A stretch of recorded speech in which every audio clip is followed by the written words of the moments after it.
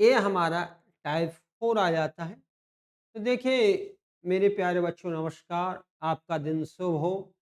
और मैं इसमें जब दो संख्याओं का दो समूह का अंतर दिया हो कि दो समूह के बीच में ये अंतर है, तो ए का मान बताइए, बी का मान बताइए, ये आपका है।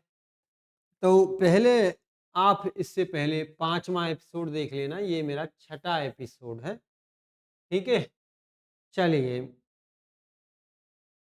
सूत्र याद करने की आपको ज़रूरत नहीं है, सूत्र तो मैंने वैसे ही लिख दिया है। सुरेश और प्रभात के अंग्रेजी विषय में प्राप्त अंक का अनुपात 3:4। पहले मेरे प्यारे बच्चों ये जान लीजिए, जिसका नाम पहले लिया जाता है उसका अनुपात पहले लिखा जाता है। तो सुरेश का नाम पहले लिया है, सुरेश 3 अनुपात है और प्रभात 4 अनुपात। यदि प्रभात को सुरेश से 25 यदि प्रभात को सुरेश से 25 अंक अधिक मिले, प्राप्त हुए, तो देखो प्यारे बच्चों, ये भी कहते था प्रभात और सुरेश के प्राप्तांकों के बीच में अंतर 25 है, ऐसे भी बोल सकता था। यही तो मतलब है कि यदि प्रभात को सुरेश से 25 अंक अधिक प्राप्त हुए, ठीक है, ये भी कह सकता था वो। तो प्यारे बच्चों करना क्या है, तो 25, तो अब तो पहले हम निकाल देते प्रभात को कितने अंक मिले। ठीक है प्यारे बच्चों, तो जो दिया है यहां हम प्रभात को प्राप्त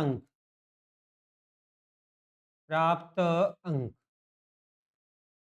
ठीक है प्यारे बच्चों, 25 है दोनों के अंकों का अंतर।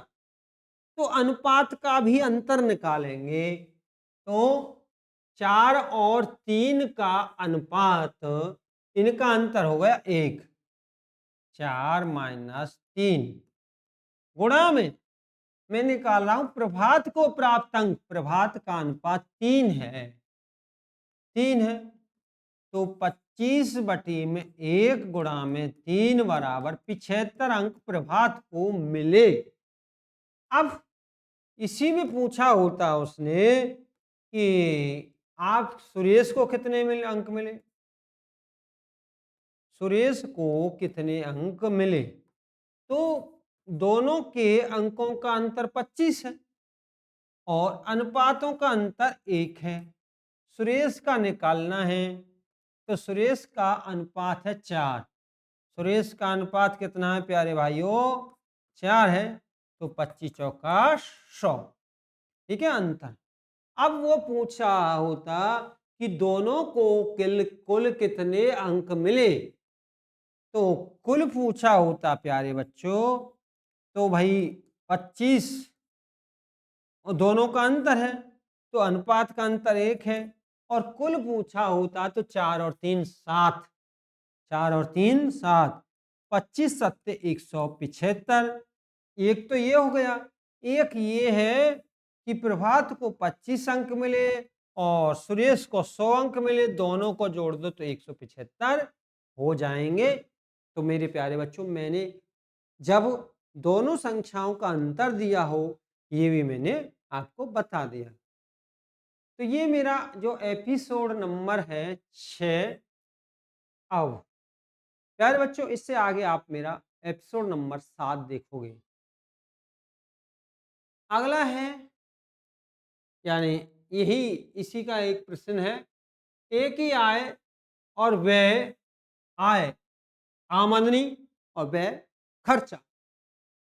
आमदनी जो इनकम है 5 अनुपात में है और एक्सपेंडिचर यानी खर्चा है 4 अनुपात में। यदि यदि उसकी आय व्यय से 800 रुपये अधिक है, यानी आय है आमदनी जो व्यय से यानी खर्चा से 800 रुपये अधिक है, यानी मान लीजिए 2000, यानी एक्सपेंडिचर व्यय, क्या व्यय मान लीजिए 2000 है, तो आमदनी इनकम यानी आय उसकी 2800 रुपये। ठीक है, इसको यह भी कह सकता था आय और व्यय में 800 रुपये का अंतर है, तो ये भी कह सकता था आय और व्यय में कितने रुपए का अंतर है, 800 रुपये का अंतर है। तो देखिएगा, तो उसकी कुल आय निकालनी है हमको, क्या निकालनी है, आय।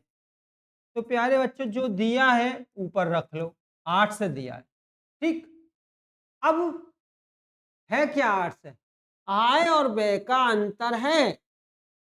जब आय और व्यय का अंतर है तो अनुपातों का भी अंतर से भाग देना होता है। तो 5 और 4 का अंतर हुआ 1। अब जो पूछा है उससे गुणा करना होता है।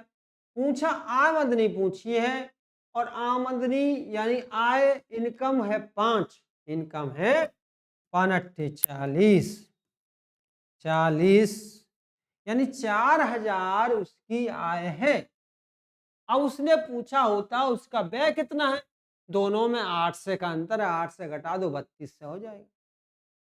ठीक है, व्यय व्यय है तो 8 से, ऐसे कर लो जैसे चाहो ऐसे कर सकते हो। दोनों में अंतर कितना है, 8 से का। अनुपातों में अंतर कितना है, 1 का। व्यय कितना है, 4, 4 अट्ठे 32। ठीक है, ये लीजिए मेरे प्यारे दोस्तों, ये है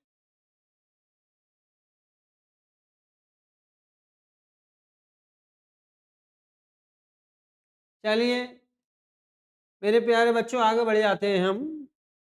किसी स्कूल में लड़के और लड़कियां, बॉयज और गर्ल्स की संख्या का अनुपात, बॉयज 4.5 है, गर्ल्स 3.5 है। यदि लड़कियों की संख्या, देखो बच्चे लड़कियों की संख्या दी है 15 से 40, तो स्कूल में कुल कितने छात्र हैं। तो देखो प्यारे बच्चों, कुल कितने टोटल स्टूडेंट पूछा है, टोटल स्टूडेंट पूछा है यानी कुल छात्र पूछा। 1540 जो दिया होता है उसे ऊपर रखते हैं। अब 1540 है क्या, लड़कियों की संख्या है। क्या है, लड़कियों की संख्या 1540 है। तो जो दिया होता है उसके अनुपात से भाग दिया जाता है। तो लड़कियों की संख्या का जो है ये है 4.5, जो गर्ल्स लड़कियों की संख्या 3.5 है, गुणा में। अब उस स्कूल में कुल कितने छात्र हैं, इनको जोड़ दीजिए, प्लस कर दीजिए। 5 और 5 10, 4 और 3 7 और 1 8। ठीक है, तो हम इसको क्या कर सकते हैं, 10 से ऊपर नीचे गुणा करेंगे। 3.5 गुणा में कितने हो गए, 3.5 गुणा में 10 बराबर 35। गुणा करने में दशमलव बाएं से दाएं की तरफ एक अंक खसकेगा, 10 से 100 से 2 अंक, 1000 से 3 अंक। ठीक है, तो जब मैं इसमें क्या है गुणा करूंगा प्यारे बच्चों, तो ये 35 हो जाएगा और ये 1 0 यहाँ हो जाएगा, क्योंकि 10 से ऊपर गुणा करेंगे 10 से। 35 दूनी 70 और 35 दिया 105 और 35 चौका 140, 35 चौका 140। ठीक है, 140 हो जाएगा, 35 चौका कितना हो जाएगा, 140। ठीक है, तो या छोटा से काटना चाहें तो छोटे से काट लीजिए, ये लीजिए 5 से काट लीजिए, 5 सत्ते 35, 5 सत्ते 35 और 16 पंजे 80, 5 से ये 16 बार, 7 से इसको काट दिया, 7 एकम 7, 7 दूनी 14 बचा 1 और 7 दूनी 14, और ये हो गए जी 0 और 16 दूनी 32 और 16 दूनी 32 और 1 33। कुल संख्या प्यारे बच्चों 3320 है। तो अब इसका और इसका जब हम अनुपात निकालेंगे तो 4.5 तो आपका इसका आएगा, यानी ये तो टोटल आया है। तो अब बॉयज का निकालेंगे तो इसमें से इसको घटा देंगे, ठीक है। और वैसे भी निकालना चाहें तो आपका कितना हो जाएगा, यानी गर्ल्स का दिया है, बॉयज का 4.5 से इसमें गुणा कर देंगे। चलिए अब हम आगे बढ़ जाते हैं। ये है लास्ट है, ये 2 धन 4 अनुपात 3 के अनुपात में है। 2 धन 4 अनुपात 3 के अनुपात में है। पहला धन 81 है तो दूसरा धन ज्ञात, यानी सेकंड जो मनी है वो हमको ज्ञात करना है। सेकंड मनी, पहला धन 81 है, जो दिया होता है उसी के अनुपात से भाग देते हैं। तो पहले धन का अनुपात 3 है, दूसरा धन 4 है। 27 तिया 81 और 27 तिया 81 होते हैं, और 4 सत्ते 28 और 4 दूनी 8 और 2 10।